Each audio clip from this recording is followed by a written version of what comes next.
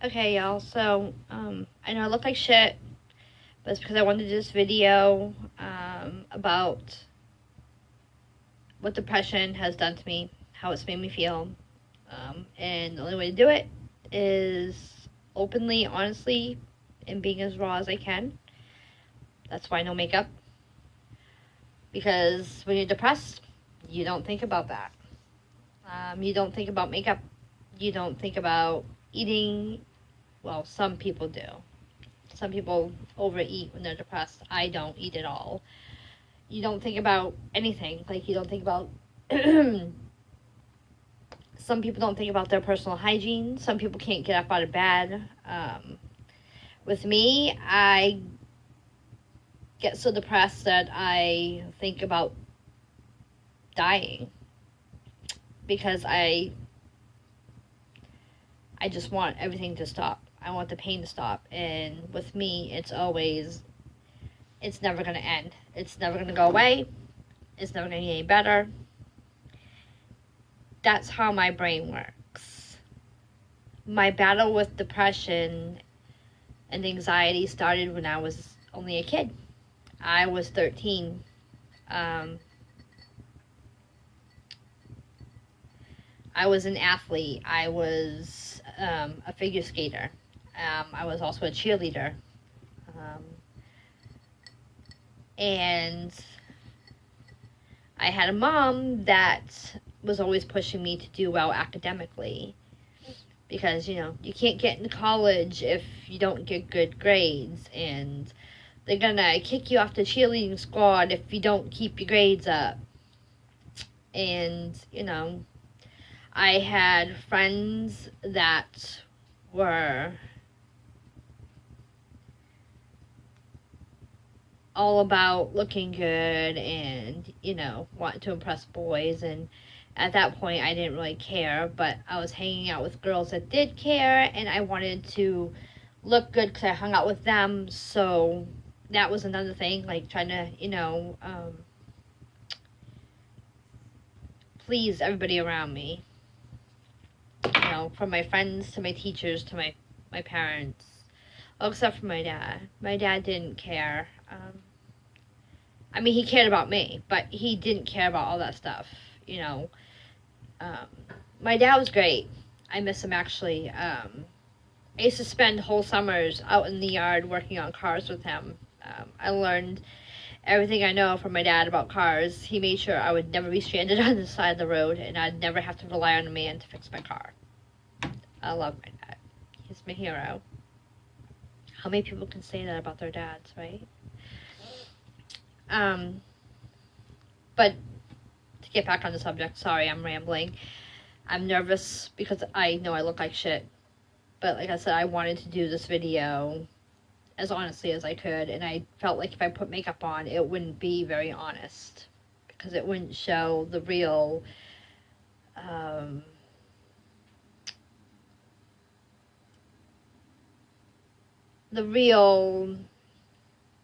way that I feel. Like, it wouldn't express what depression does to me.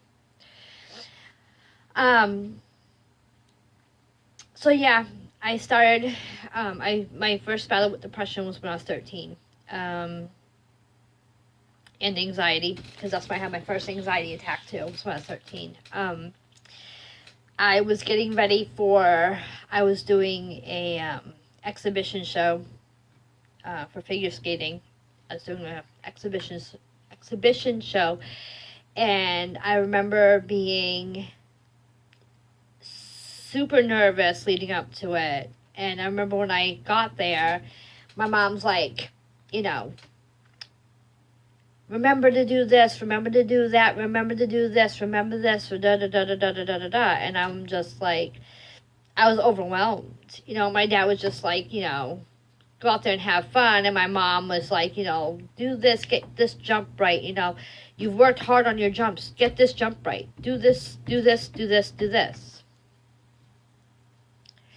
And I remember I was feeling really, really stressed. I was feeling really extremely sick to my stomach. And all of a sudden, I felt like I was having a heart attack. I couldn't breathe. And I felt extremely dizzy. I remember because I was going to take, they have these little things that they put on the blades of your skates when you're not on the ice so that you can walk around. I called it guard. I think that's what they call it, if I remember correctly. And I was walking to the entrance to the ice, and I was getting ready to take my guard off of one of my skates, and I remember falling. And my coach came over, and she's like, "Are you okay?" And I'm like, "No, I can't breathe," and I'm crying because I couldn't breathe. And I felt like the room was spinning, and I felt like I was going to throw up, and I just remember thinking, what the fuck is going on? What's wrong with me? I didn't get to do the exhibition that night. I was rushed to the hospital. Where I found out I had an anxiety attack. Like I said, that was my first one ever. I'd never even heard of anxiety attacks. I was 13. What 13-year-old thinks of anxiety,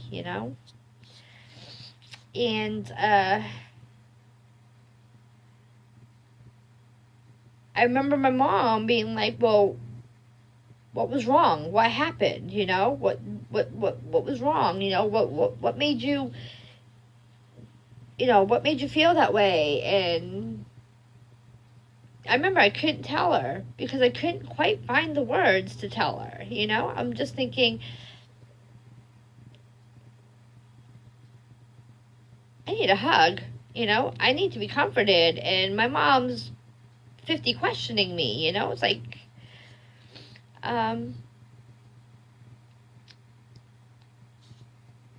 began cutting.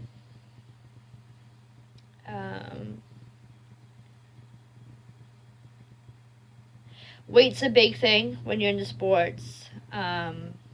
There's weigh-ins all the time for cheerleading, for figure skating. And I remember my coach telling me when she weighed me that I would do better if I dropped a couple pounds. And at this point, I was 13 and I only weighed 88 pounds. And she told me to drop a few pounds. So I started starving myself.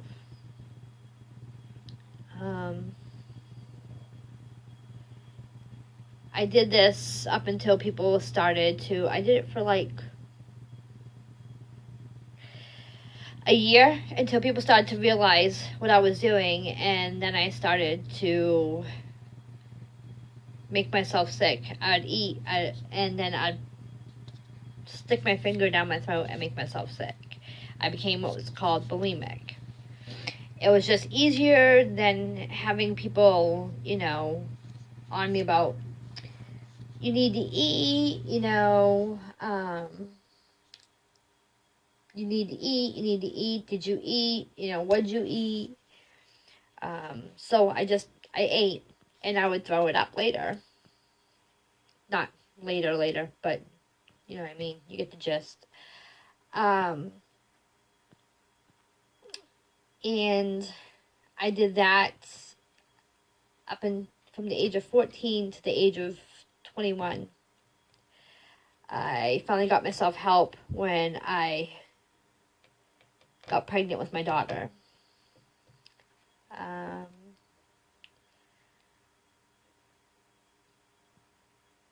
see. I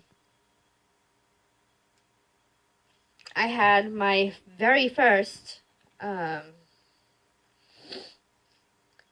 emotional breakdown when I was 18.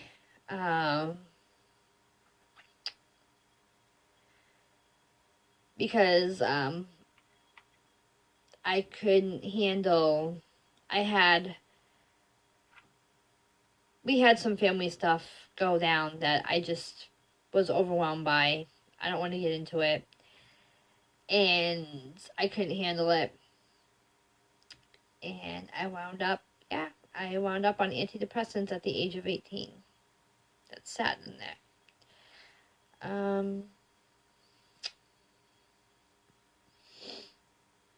I was on antidepressants for a year, and then I was taken off of them because the doctor felt that I was better. I don't know if you guys heard that, but apparently I'm hungry. Anyway, sorry. I had a nervous breakdown at the age of 25. But before that, actually, I can't skip over this. After I had my son, I was 23. I suffered from postpartum depression. I knew something was wrong after I had him because I didn't feel the way I did after I had my daughter. After I had my daughter, I was like so happy and excited, and I mean, don't get me wrong, I was scared because she's my first kid too, but I was more elated because I was told I wouldn't have kids. So, when I had my son, I didn't feel that way. Like, I mean, I love him, don't get me wrong, but I knew something was wrong because I cried all the time. I felt disconnected. Like, I didn't, every time, like, my daughter would cry, my son didn't cry as a baby. So every time my daughter would cry, I would completely, like, be like, because she was only almost 2 years old when he was born. So she would, fuss or whine or something. And every time she did, I wanted to run away. I just felt completely overwhelmed. And, yeah, I wanted to get away. I was always tired. I had no energy. Let's see. I couldn't eat. I never felt hungry. And I just felt sad all the time. Sad. So I talked to my doctor and my OB, and he put me on antidepressants because he said it was something called postpartum depression, which I'd never heard of. So I was like, okay, here I am on antidepressants again. Is this ever going to end? Am I ever going to be normal? And then 2 years later, I had my first adult nervous breakdown.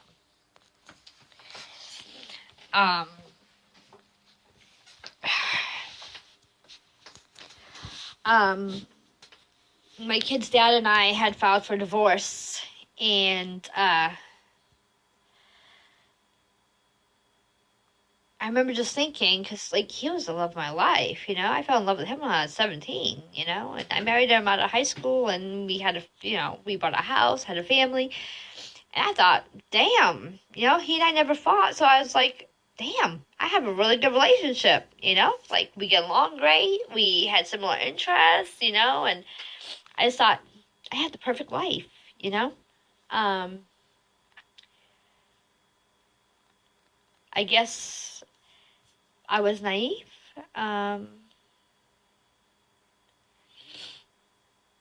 because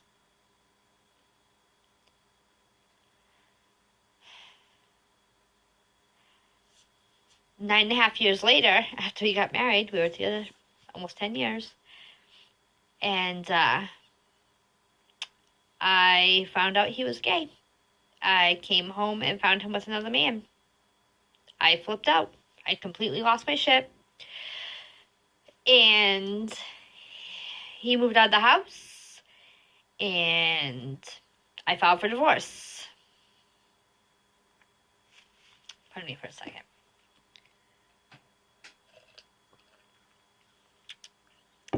Tea for the baby. um,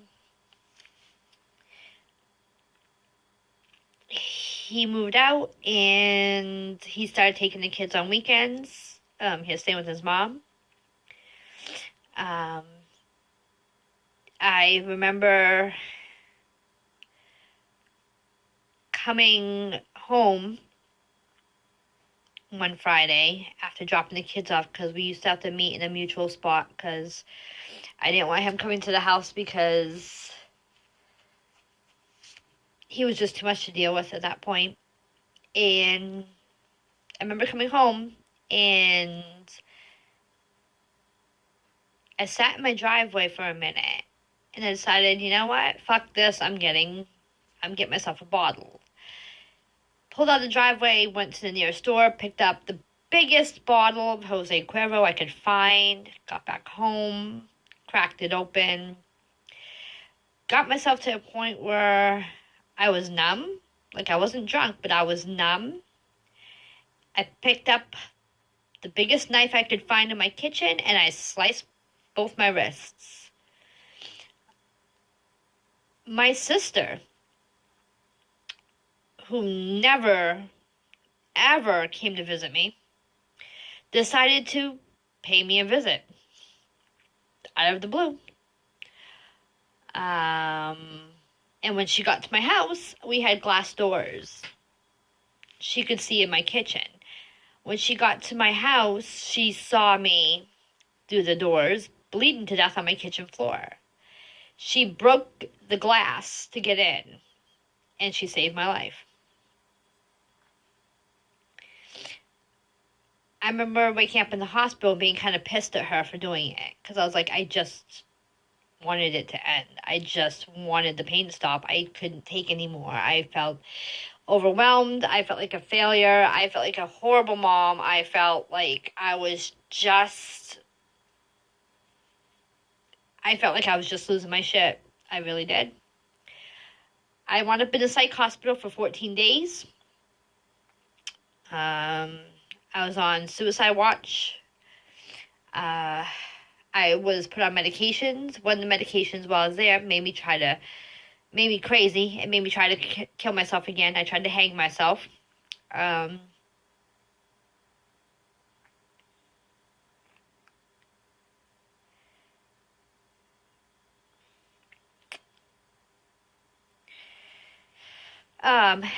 had severe anxiety attacks. Wasn't pretty. They finally found meds that worked for me. And like I said, I was in there 14 days. When I went home, I was on meds. I was on 2 different medications. And they worked.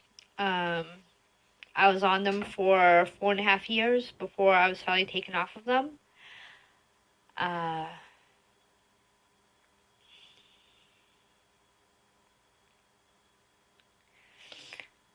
And then I started getting into really bad relationships with men, abusive men. And I became depressed again.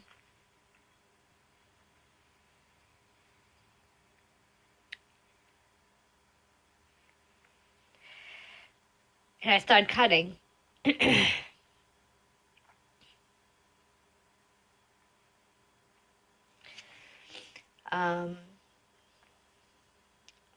I started cutting myself, burning myself. I began making myself sick again. I just wasn't okay.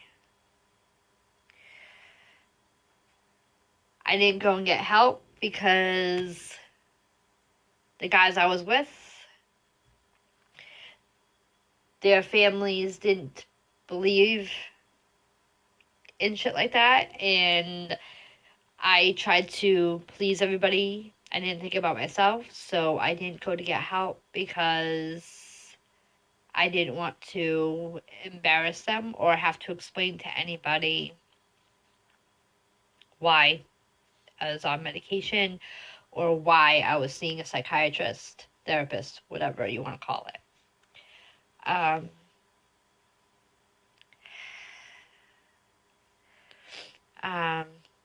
So I just continued cutting and making myself sick. Cutting, burning. I have marks all over me from things that I've done to myself. I'm not proud of it, so I'm not bragging. I'm just telling you because it's part of what I'm talking about. It has to do with, it pertains to depression and anxiety. Whenever I had an anxiety attack, because I was unmedicated, I would burn myself. I'd take a cigarette lighter and light it up and let it get hot, and I would put it against my skin and burn myself with it. Or I would pick up the nearest sharp object and just start cutting.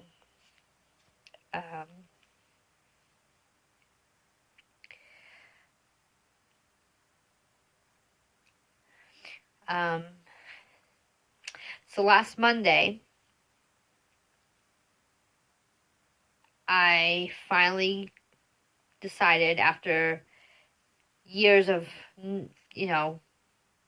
not getting help, I decided last Monday I needed to. I went down to the hospital Monday night, and I was so bad off, I tried to kill myself in the emergency room bathroom.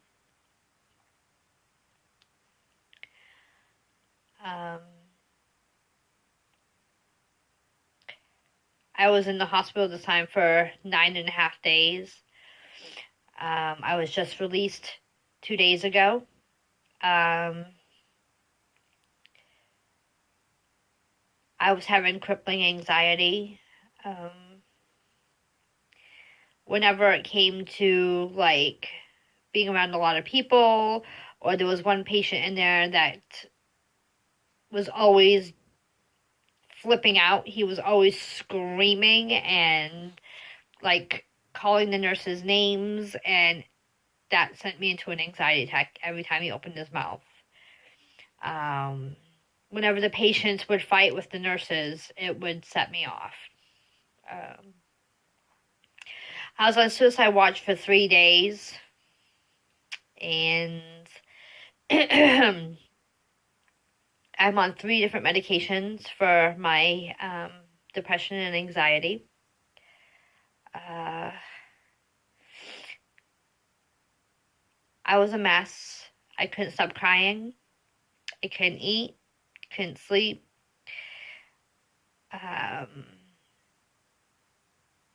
All I did was cry all the time. And that's what I did my first 3 days in the hospital, was cry. Till they finally gave me something to calm me down, not sedate me, just something to calm me. They gave me an anti-anxiety med, and it calmed me down. And then on my 4th day, they finally started me on antidepressants. They gave me something for sleep as well. I'm on 2 anti-anxiety meds, and 1 antidepressant. One of the anti-anxiety meds that they have me on is one that I can take at night to help me sleep. Since being home, I've been better,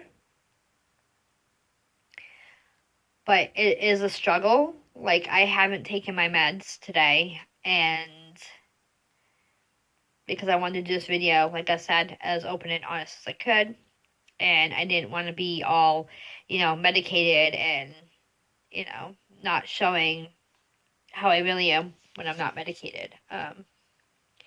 So forgive me for the mess that I am, but again, I'm just trying to be honest. I know I don't look my best. I look like shit.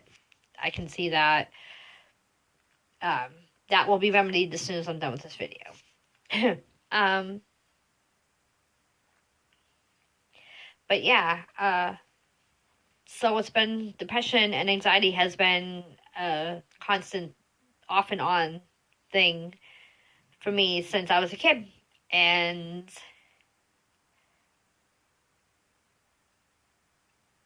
I have been afraid to talk to anybody about this because I did not want anyone to think that I was crazy, because I'm not. I'm just having a rough time. When my therapist in the hospital asked me what was going on with me, I came out and told him just this. Sorry, hiccups. I am not crazy. I am having a normal reaction to the abnormal amount of bullshit that I deal with in my daily life. He laughed, but he agreed. And he said people with depression and anxiety are not crazy. We are just unable to cope with things the way other people can because we have a chemical imbalance.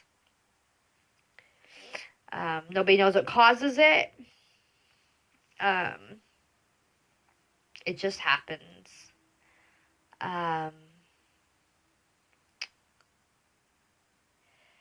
But this is me. This is who I am. There's going to be days where I'm not going to be okay. Every day is a struggle. It really and truly is. Like, I'm just starting the meds, so I'm okay, but I'm not where I want to be yet. I'm still finding it hard to find motivation to do things, you know. I still don't sleep well. I am still, I have a hard time falling asleep, and I have a hard time staying asleep once I fall asleep. I'm up every 2 hours. I'm having a hard time eating. Yes, I can attribute some of that to the pregnancy, but I've been going through this for a while, so I know a lot of it has to do with my depression. There are days where I go around with no makeup on because I just don't feel the need to make myself look pretty. There are days where I go around all day in my pajamas because I just don't have the motivation to get dressed. Because I figure if I have nowhere to go, why get dressed? You know, I'm not lazy. There are days where I don't want to talk to people. So I won't answer text messages. I won't answer messages on my Facebook Messenger. I won't even answer emails. I've pissed off my ex because I won't answer his emails. But he's half the reason why I feel the way I do. At least this time. Because I spent 4.5 years with him and he treated me like complete and total shit. He was abusive, physically, verbally, emotionally, and sexually.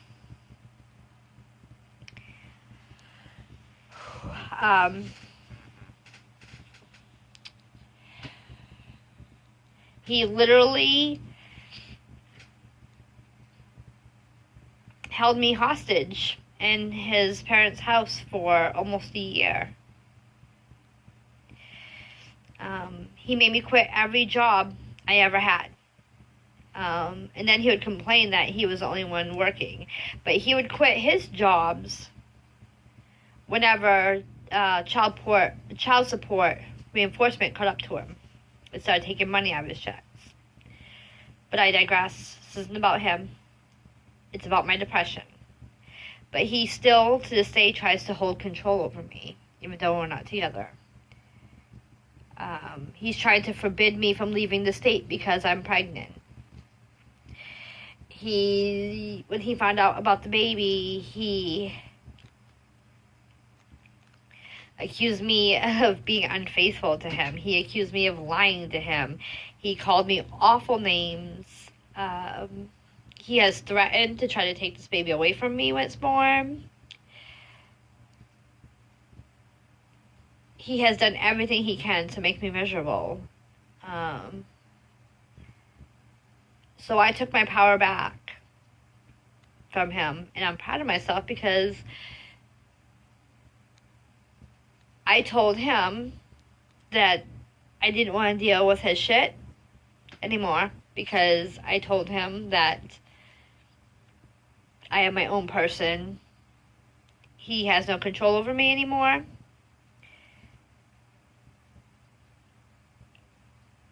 And I've cut off contact with him. Because I don't need that. I told him that the stress was unhealthy for me and the baby, and that I was finally doing better, and I was not about to sit there arguing with him anymore. I don't have to. I'm not with him anymore, you know? So that was kind of liberating, actually. That improved my mood.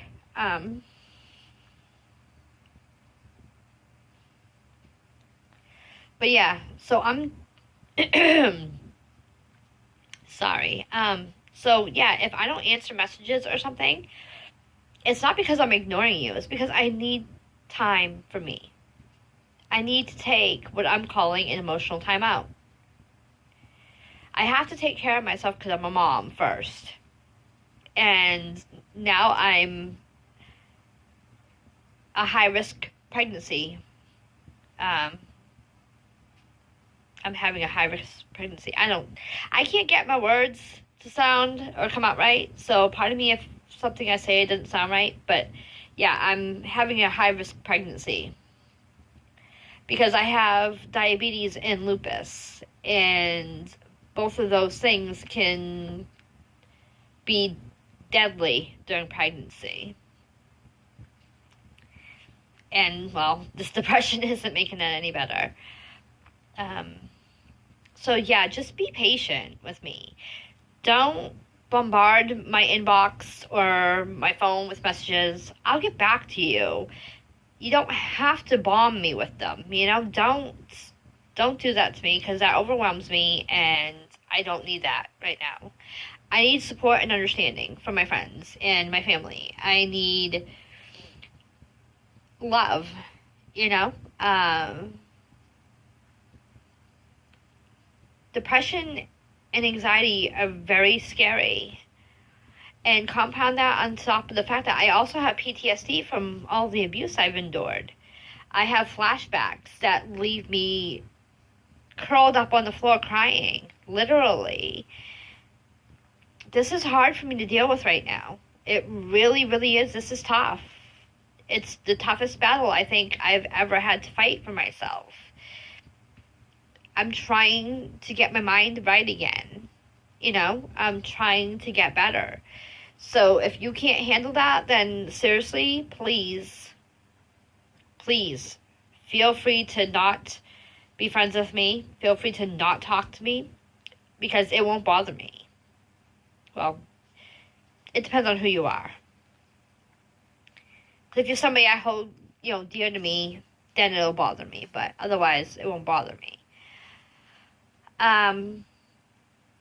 Be supportive,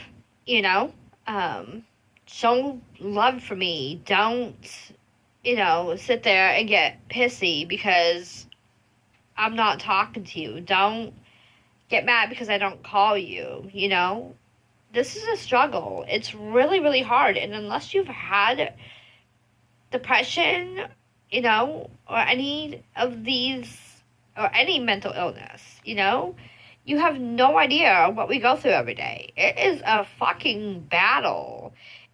It's always a constant fight in my head,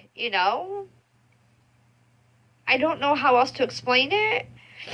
But this is me. And I love all my friends and family, but good God, people, some of you are really, really awful sometimes. You know? Like, I've had people be like, oh, just get over it. You'll be fine. You don't tell somebody with depression to just get over it. Go for a walk. Yeah, like I haven't tried that. It doesn't make things any better. You know? Read a book. Done that too. Watch TV. I've done that too. It's a temporary distraction, but it doesn't work. This is a battle that can only be won through self-care. And that means, you know, meds, counseling, all that. And I need everybody to just be supportive to me. Be there. So in case if I need someone to talk to, I'll call you or pick up the phone. You know, I mean, it's fine if you guys want to send a text or a message and, you know, see how I'm doing during the day. But don't overload me. And then don't get pissed off at me if you decide to overload me and I don't answer you. I cannot and will not overwhelm myself again. I don't want to feel the way that I did. I'm trying to get better. I want to be around for my kids. And the only way I'm going to be is if I take care of myself. And the first part of taking care of myself is setting boundaries. And these are my boundaries. I'm laying it down now. Either be supportive or please go away. Not trying to be mean, but I'm not going to apologize either for taking care of myself. This is the way it's got to be. Either accept it or get lost.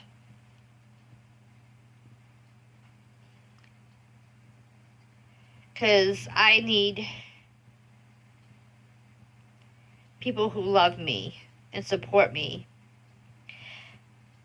I don't need people who are going to make me feel worse because they're not getting what they want from me.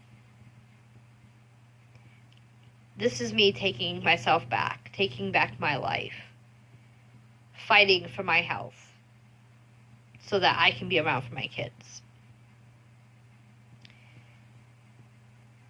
And I intend on winning this battle. I will win it. Even if it means being on meds the rest of my life, I will win this battle. For my kids and for myself. Because I am worth it. Wow. You have no idea how weird that sounds. Like, I am worth it. Just those 3 little words, you know? I can't even tell you how freeing that was. Just to say that. I know it sounds silly, but it's very liberating. And I think I'm going to end up ending this video soon. Because I'm starting to get really hungry. I'm finally getting my appetite back. Or at least for right now. Until I make something, then I won't be hungry. But yeah. Be part of the solution. Don't help make the problem worse. Alright? I love you all. And for all of you fighting with mental illness, I love you.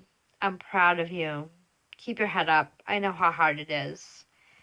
I know, because I'm in the battle with you. You're not alone. Every day that we make it through is another step closer to our goal of getting better. So, with that said, I'm going to sign off now. I love you all. I do. And I hope that all of you who watch this video can find it within yourselves to hang tight with me and help me to see this through. All right. See you later.